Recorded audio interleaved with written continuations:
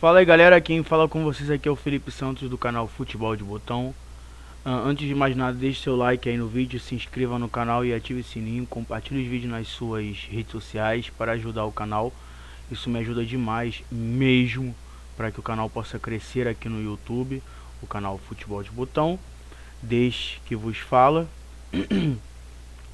Hoje não é dia de série, hoje não é dia de Champions League, é dia de UEFA Europa League, porém mais tarde eu vou trazer destaque sobre os confrontos de hoje da UEFA Europa League. Hoje mais cedo eu vou lhes trazer um vídeo falando sobre tudo o que aconteceu na final da Libertadores. Atrasado, porém não é tarde demais para trazer algo que aconteceu dentro da competição mais importante da América do Sul. Eu não trouxe antes o vídeo por vários motivos que não vêm ao caso, mas foram motivos pessoais que eu não pude estar gravando. Porém, hoje eu estou gravando aqui um vídeo especial falando sobre a final da Libertadores, onde o Flamengo se sagrou tricampeão da Libertadores, vencendo, derrotando o Clube Atlético Paranaense. Então, primeiramente, eu quero mostrar para vocês as estatísticas do jogo, né? O que aconteceu no jogo, assim, friamente, os números, para depois trazer o destaque do jogo a jogo, do minuto a minuto, do que rolou, do que eu achei da final, tá ok? Então vamos lá. Primeiramente a gente vai dizer assim: o Flamengo deu 15 chutes a gol, enquanto que o Atlético Paranaense deu 15 chutes para gol, né? Enquanto que o Atlético Paranaense deu apenas 9. O Flamengo acertou o alvo por 4 vezes, enquanto o Atlético Paranaense acertou 3. O Flamengo teve 74% de posse de bola, enquanto que o Atlético Paranaense teve 26%. O Flamengo deu 572 passes e o Atlético Paranaense apenas 202. Precisão do passe, o Flamengo acertou 85% dos passes que tentou, enquanto que o time do Paraná acertou 61% dos passes que tentou. O Flamengo cometeu 11 faltas e o Atlético Paranaense 12. O Flamengo teve 2 cartões amarelos, assim como o time de Paraná. A diferença do jogo, muito do que aconteceu no segundo tempo, veio daí dos cartões vermelhos, porque o Atlético Paranaense teve um e o Flamengo não teve nenhum jogador expulso. Detalhe que nem Flamengo nem Atlético Paranaense teve jogadas que foram paradas por impedimento. E o Flamengo teve 9 escanteios, enquanto que o Atlético Paranaense teve apenas 2. Essas foram as estatísticas do jogo em si. As escalações: o Flamengo foi a campo com Santos, Davi Luiz, Léo Pereira e Felipe Luiz, Thiago Maia, João Gomes, Everton Ribeiro, Arrascaeta, Gabigol e Pedro. Enquanto que o Atlético Paranaense foi a campo dessa maneira: Bento, Pedro Henrique, Thiago Heleno, Abner, Kelvin, Hugo Moura, Vitor Bueno, Fernandinho, Alex Santana, Vitinho e Vitor Roque.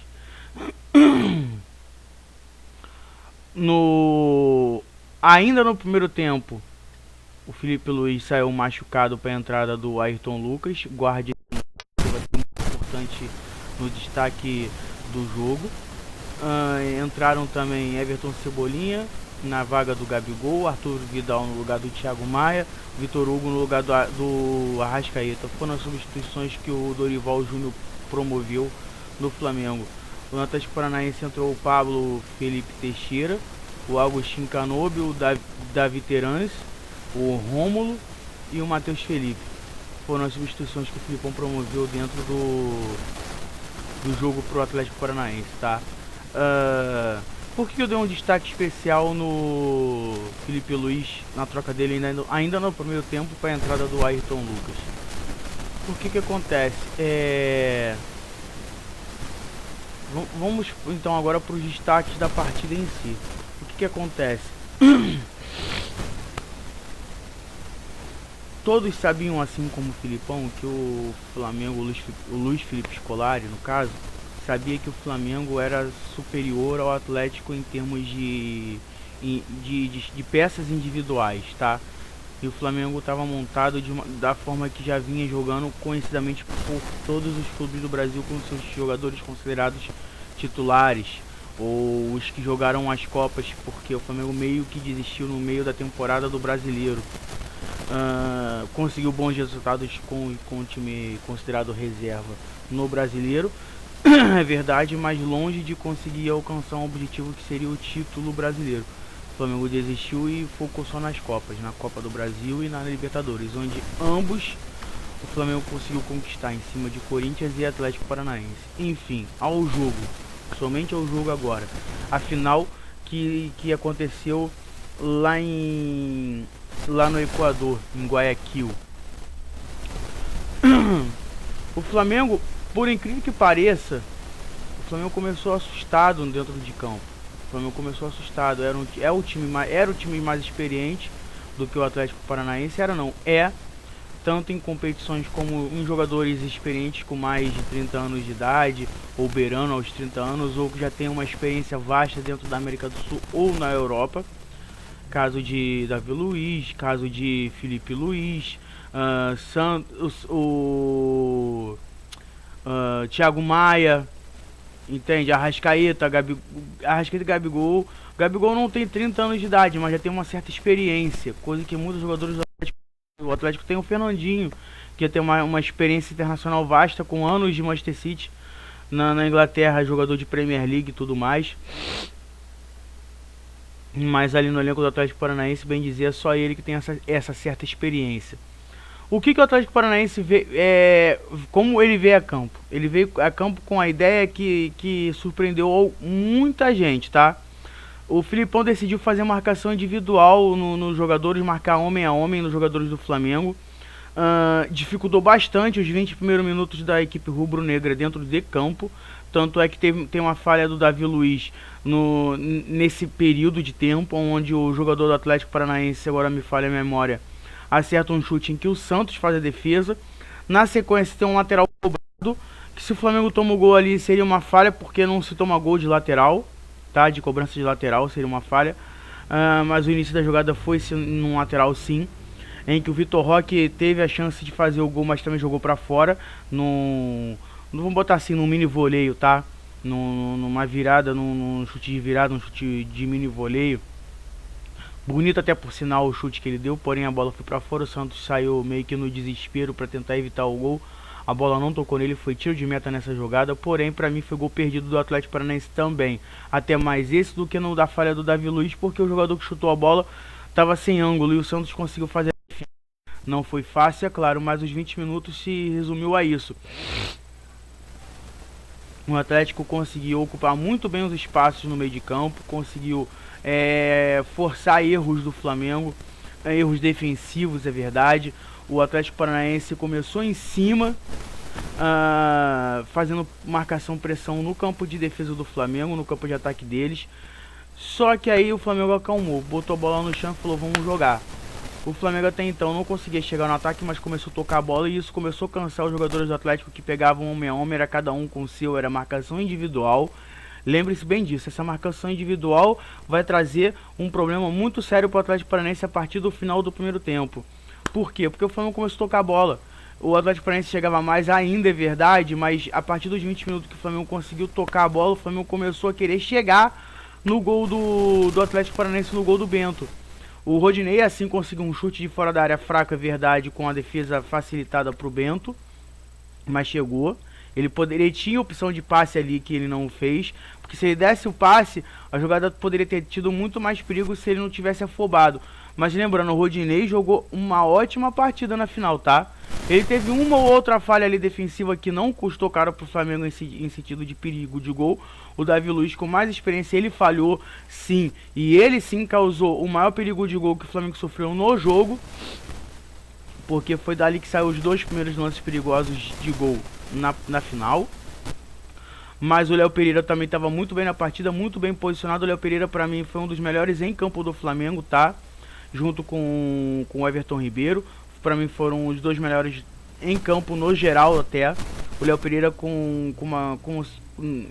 bem sólido no sistema defensivo, se antecipando na maioria das jogadas. No final da partida, só vou adiantar um pouquinho aqui a cronologia da história. O Atlético já em desespero para tentar empatar o jogo, eles lançaram uma bola se o jogador do Atlético Paranaense pega ali, não é que ele ia ficar cara a cara com o gol porque estava distante, ele estava na linha de meio de campo, mas ele conseguiria ali fazer uma continuidade na jogada para um contra-ataque que poderia ter sido mortal. Mais uma vez o Léo Pereira se antecipou num carrinho belíssimo e conseguiu ficar com a bola. Não é que ele deu o carrinho, afastou a bola do meio de campo do Flamengo, não. Ele deu o carrinho, ficou com a bola e deu prosseguimento à jogada. Mas voltando do início à metade da partida, do primeiro tempo, o Flamengo então começou a tocar a bola, tocou pra lá, tocou pra cá, começou a girar o jogo. O Everton Ribeiro, muito inteligente, ele não estava bem nesses 20 minutos, como o Arrascaeta não estava, o Gabi não estava, o Gabi tentou dribles que não conseguiu, errou, e isso custou contra-ataque. O Atlético Paranaense, que sim, também jogou muito no contra-ataque nessa partida. O Atlético Paranaense dava 2, 3 toques na bola, já estava, bem dizer, na cara do gol. Não na cara do gol, literalmente, mas já estava ali próximo ao gol para tentar a finalização. E era assim que eles estavam jogando, além de marcação de homem a homem, tá? Marcação individual. Enfim, nisso, o Everton Ribeiro ele começou a atrair a marcação para o campo defensivo do Flamengo, para poder gerar mais espaços, para o Flamengo conseguir sair jogando. E quando ele começou a fazer isso, começou a gerar espaço, porque o Arrascaeta também começou a fazer isso, entendendo o jogo do Everton Ribeiro. Começou a gerar espaço para os volantes do Flamengo saírem jogando, como o Thiago Maia e João Gomes. O Thiago Maia, ele tem uma saída de bola muito boa. Ele tem um passe muito bom. Então ele conseguiu ligar um contra-ataque para o Flamengo nessa altura da partida. Lá pelos seus 30 e poucos minutos do primeiro tempo, ali o Flamengo já mandava no jogo, verdade seja dita. Eu vi muita gente na internet ou no mundo esportivo, jornalismo esportivo, dizendo que o Flamengo só ficou superior em campo depois que o Gabigol fez 1 a 0 porque o Flamengo tinha um a mais em campo. E eu vou entrar nesse assunto já já. Mentira, não. Vejam o VT do jogo, quem não conseguiu identificar isso, eu vendo ao vivo. Vejam o VT do jogo, procurem e assistam. O Flamengo já comandava o meio de campo depois dos 20 minutos. Quando o Flamengo deu a acalmada que eu falei pra vocês, o Flamengo começou a jogar a bola. O Flamengo começou a ter a superioridade numérica no meio de campo pra frente. O Flamengo começou a dominar as ações. O Flamengo ali já beirava 80 e tantos por cento de posse de bola. O Flamengo terminou a partida com 70 e poucos por cento. O Flamengo terminou a partida com 74% de posse de bola. O Flamengo trocou quase não, mais da metade dos passes que o Atlético Paranaense não deu na bola. O Atlético Paranaense terminou a partida com 202 passes, o Flamengo terminou com 572, é mais que o dobro, porque seria 404 passes a mais, e não foi isso, foi mais que o dobro.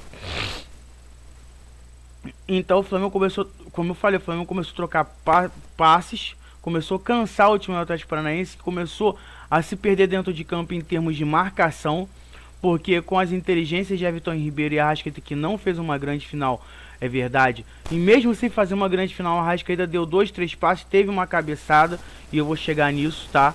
Sobre o Arrascaeta em si, porque ele não jogou no nível dele, mas mal ele não jogou. Eu vendo ao vivo, eu acho que ele jogou mal, eu vendo no VT, eu já mudei minha opinião, pra vocês verem como é que são as coisas.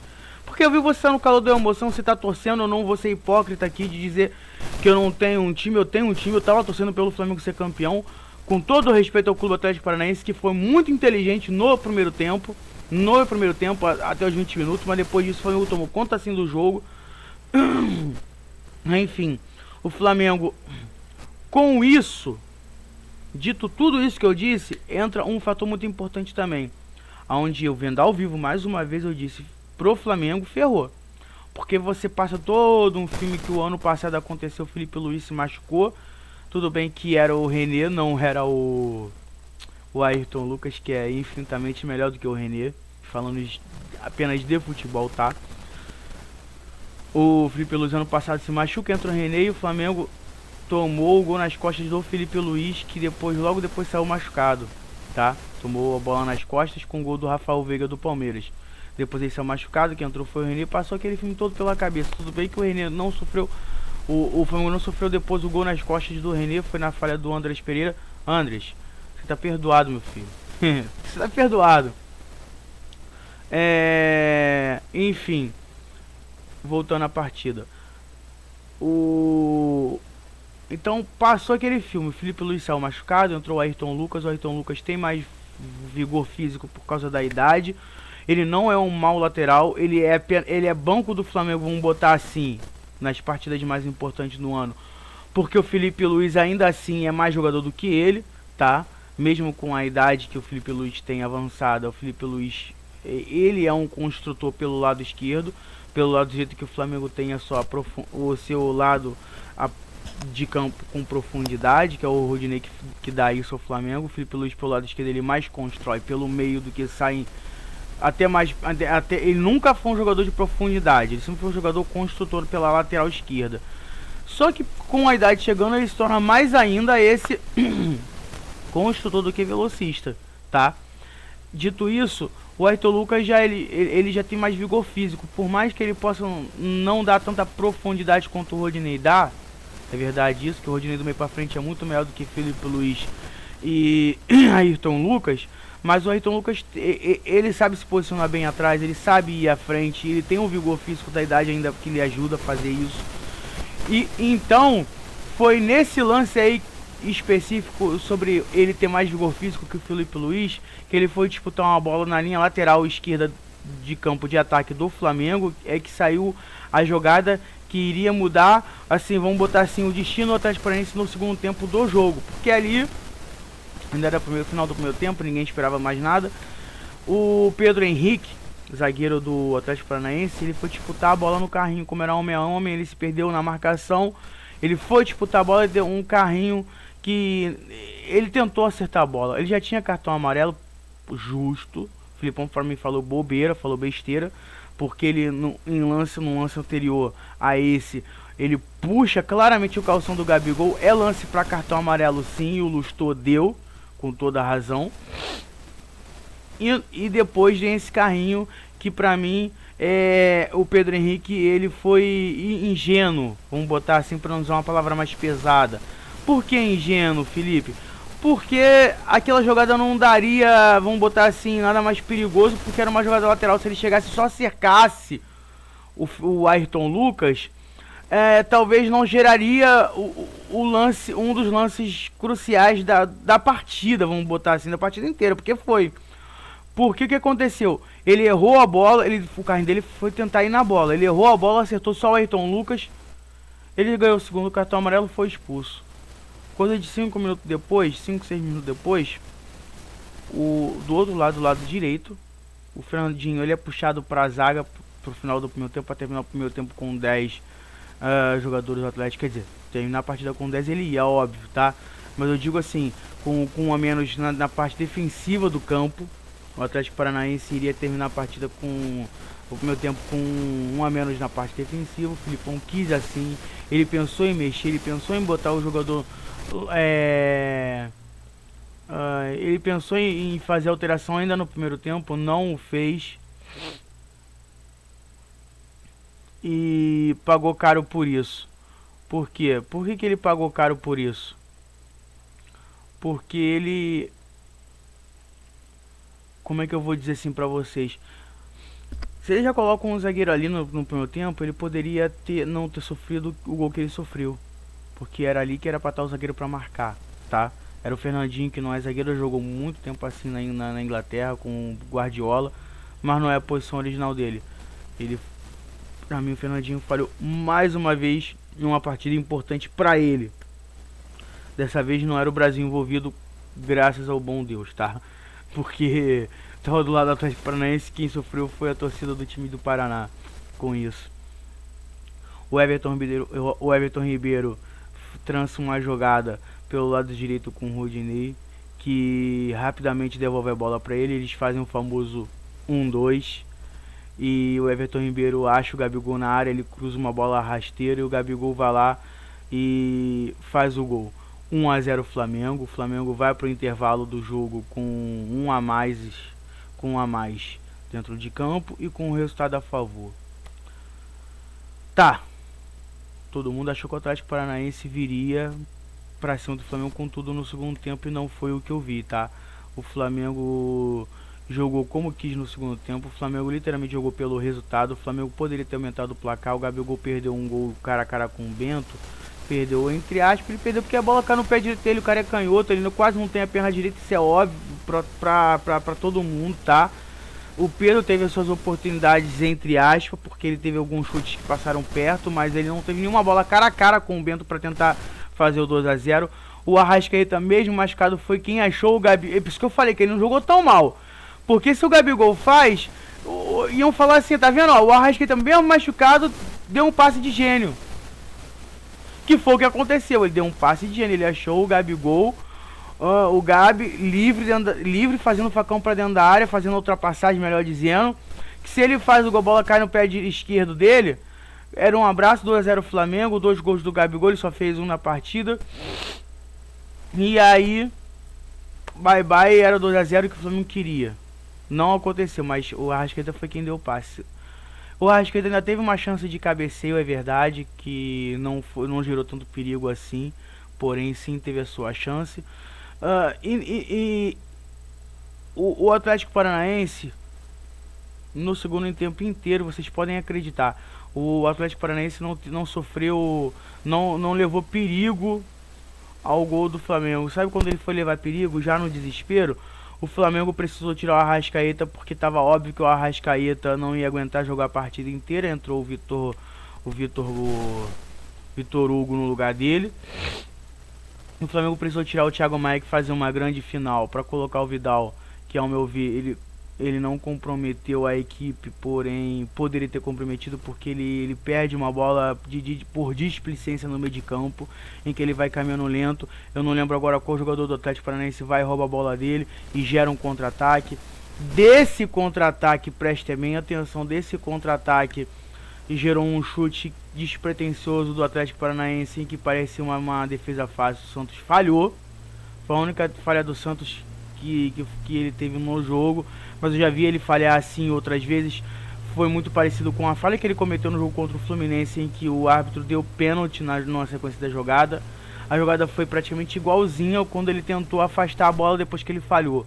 A diferença é que dessa vez tinha juiz, porque da outra vez ele não fez o pênalti e o juiz deu pênalti a favor do Fluminense. Dessa vez, verdade seja dita, foi quase que igual a jogada. O Lustor viu que não encostou no jogador do Atlético Paranaense, que tentou se encavar o pênalti, o Terãs. E aí, eu não lembro se foi o Terãs ou se foi o Canóbio, foi um dos dois. E aí o juiz não deu pênalti, mandou a jogada seguir. O Flamengo conseguiu afastar a bola. E já bem no finalzinho do jogo mesmo, o Flamengo o Flamengo não, aliás, o Atlético Paranaense sofreu uma falta perigosa na entrada da área, em que o Terãs cobrou muito bem a falta e o Santos foi lá e fez a defesa sem dar rebote nem nada. Ali o Flamengo, pra mim, quando teve aquela defesa, o Flamengo ali pra mim, ele consagrou o título, porque depois disso o Atlético Paranaense não teve mais chance nenhuma nem de finalizar gol. Teve uma cabeçada ali de falta, mas que não levou perigo ao gol. É verdade. Mas depois disso não teve mais nada. O Flamengo ficou tocando bola. A superioridade numérica era maior, então o Atlético Paranaense tinha que se desdobrar dentro de campo para tentar pegar essa marcação que sempre faltava. O Atlético Paranaense ficou perdido depois. Estavam marcando homem a homem com um a menos, como é que fazia, se faltava um jogador para marcar.